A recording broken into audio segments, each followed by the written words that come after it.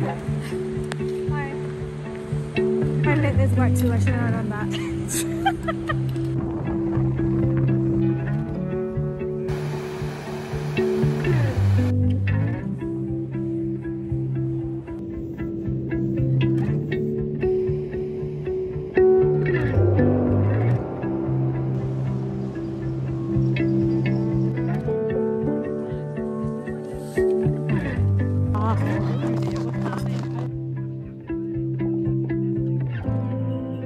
Hi friends, I've been wanting to go to Iceland for a while now, and I finally got to visit for my birthday in February. We started our trip with a red-eye flight from Toronto to Iceland.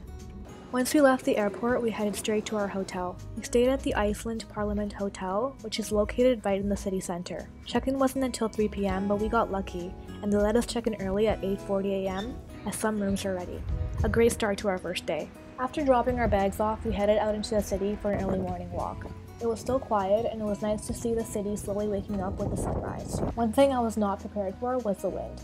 I wore 3 to 4 layers each day on this trip, and I was still cold. I was super grateful for past me for packing my Michelin Man looking puffer. Iceland reminds me a lot of Vancouver with its mountains. Walking down a street with houses and then seeing mountains peeking through, it's quite a beautiful sight. The colorful Icelandic homes definitely add to the views. I had a list of foods that I wanted to try while in Iceland, and one of them is the Icelandic cinnamon roll. This spot has the best rolls in the city. If you're ever in Reykjavik, you have to stop here. The cinnamon rolls are buttery and not as sweet compared to American-style cinnamon rolls, which can be a dangerous combination because I just wanted to eat more. We then went on a 2-hour walking tour with the group called City Walk. It was nice to get a local perspective of the city and to learn about the history of Iceland as well. Bread bowls are super popular in Iceland, and after spending a few hours there in the wind, I get it. A hot soup in a warm bun is the perfect way to defrost from the chilly temperatures outside. We then stopped by the famous church in Reykjavik, which I'm not even going to try to pronounce. It also contains the largest musical instrument in Iceland, the concert organ.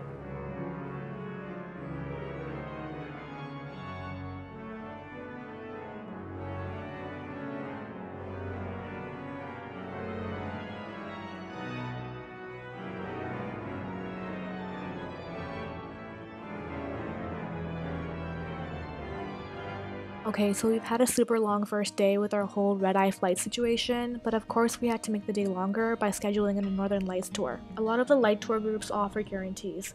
If we don't see it the first time, we get a second tour, so we wanted to make sure we had enough days to rebook. This was a surreal experience. We drove out to a lighthouse away from all the city lights and waited for about 2 hours. It was cold and it was getting late. After calling it a day, we get on the bus and get ready to drive back into the city. And as we're getting settled in, the tour guide says, "I'm sorry, but you have to get off the bus. There's been an aurora sighting." I couldn't help but laugh, that he's apologizing for the very reason we were on this tour. I would gladly get off the bus to see the Northern Lights. No apologies needed. So I'm not sure if this varies depending on the strength of the lights, but the ones we saw were super faint in person. In person, they look like gray wispy clouds, but on camera it looks green. It was still super cool to see the lights dancing in the sky and to experience this with a bunch of other people. There was a lot of excitement and shouts of joy. Seeing the Northern Lights was the main reason I wanted to come to Iceland. I wanted to see them for my 30th birthday. I felt so grateful to experience this and to get my wish. It was just a super humbling and reflective moment.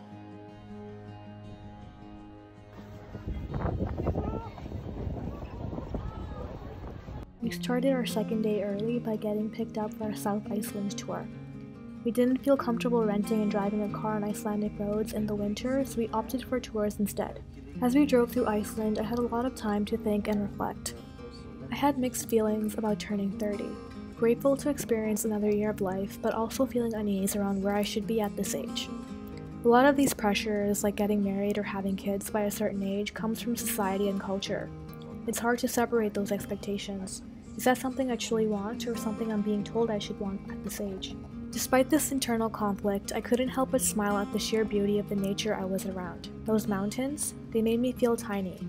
Suddenly, my problems didn't seem so big anymore. It was a reminder that we're all just floating on a rock through space and that none of this will matter. When life gets busy, it's easy to see our problems as life-altering. and spending time outdoors is a powerful way to ground and connect with the present. On those drives in Iceland, I felt a sense of peace. I felt reassured. My timeline doesn't match with society's, and that's okay. Anyone else start pondering life during long road trips, or is that just me? Okay, so back to our trip. Our first stop was at the site of a volcanic eruption in 2010. It caused enormous disruption to air travel across Western Europe and put Iceland on the map as a place to visit. We stopped at our first waterfall, Skogafoss, which loosely translates True Forest Waterfall. As a photographer, I enjoyed seeing the dedication of these visitors to get the shot. The waterproof gear and the tripods, I love. Seeing them lined up like that was a fun moment. One thing you hear a lot is that Icelandic water is the best in the world. So I wanted to try this out for myself here at Skogafoss. It was very cool to walk up to the stream and to fill it up with Icelandic glacier water. My mitt is wet too, I love that. After that, we drove to a black sand beach. Sneaker waves at this beach make it one of the most dangerous places to visit in Iceland.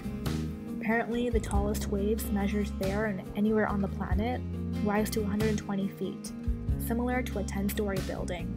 Then we went for a hike along glacier lakes. I highly recommend getting crampons if you visit Iceland in the winter. I only had hiking boots and I was very much trying to stay vertical with all the slippery ice around me. It was very cool to see the icebergs in person. It gives off a teal color and it looks like man-made marble.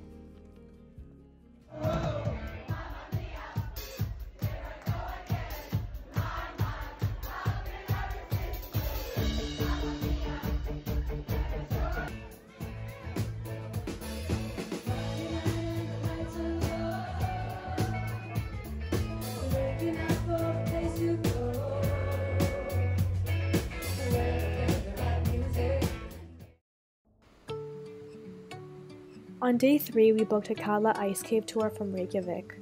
The ice cave is in South Iceland, so we had to drive past the waterfalls that we went to on our second day. I didn't mind too much because Skogafoss has a view at the top of the falls, which can be reached by climbing like 500 steps.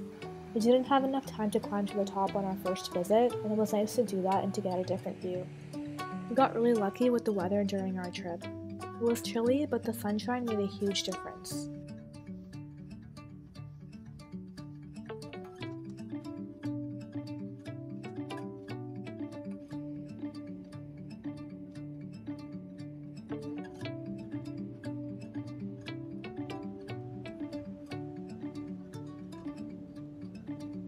Katla Ice Cave Tour was probably the second most memorable part of this trip for me, second to the Northern Lights. We drove down to a town called Vik in South Iceland, and then we got into these super jeeps with large tires. Then we drove over icy land to the ice cave.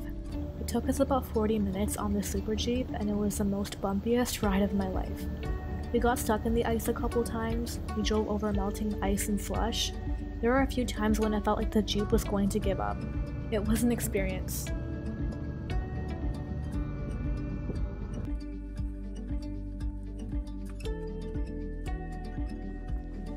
Once we got off the jeep, we got ready for our glacier hike. We were given helmets and crampons to wear. It was my first time using crampons, so I had to sit down to get these on right. I must say the sound of crampons on ice and snow is very satisfying. The crunch. Quality ASMR.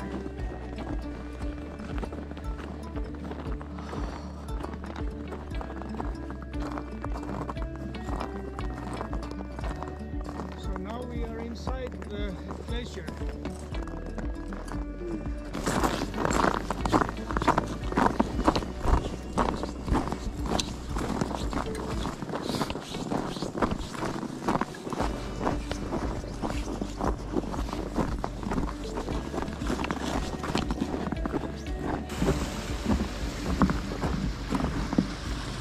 You got this.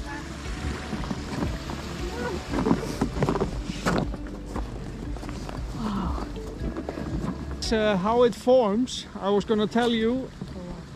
So that used to be a cave 3 years ago, but now it's constantly melting and it's changing every day. So it starts by small tunnels where the water is melting out of the glacier. Makes a tunnel to get out, and then when it's large enough the warm wind starts blowing in there, and that's how the caves form. So that used to be a cave. Unfortunately, next summer this will collapse and melt. Doesn't maybe not melt completely, but the top will fall off.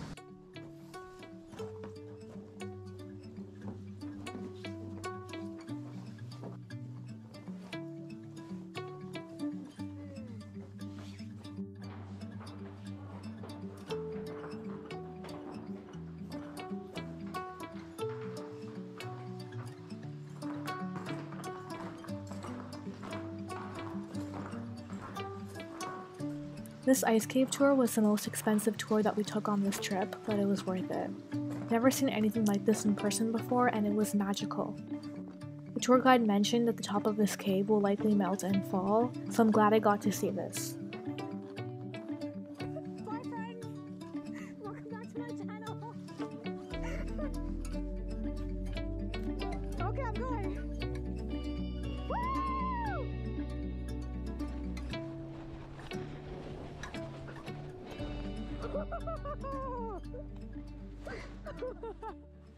Day 4 was my actual birthday, and it was also the most rainy and coldest day on our trip. We had a Golden Circle tour booked ending at the Blue Lagoon. After busy days packed with full-day tours, I was excited about rounding up our trip by relaxing at a thermal spa. But first we checked out a volcanic crater, the Gullfoss waterfall, some geysers, and a national park where there is a divide between the North American and Eurasian continental plates. I didn't get much footage at the Blue Lagoon, but it was an exciting and nerve-wracking experience because of the active volcano that's nearby. It was eerie to see the volcanic material that had cooled on our drive to the Blue Lagoon. A previous eruption had even destroyed one of the access roads. At the Blue Lagoon, they told us what to do if we needed to evacuate. The locals did not seem fazed by the nearby volcano. It's just a way of life for them. But for us, it just made the whole thing feel even more adventurous. The land of fire and ice definitely did not disappoint, and I'm so thankful to have experienced its beauty for my 30th birthday. Thanks for coming along with me.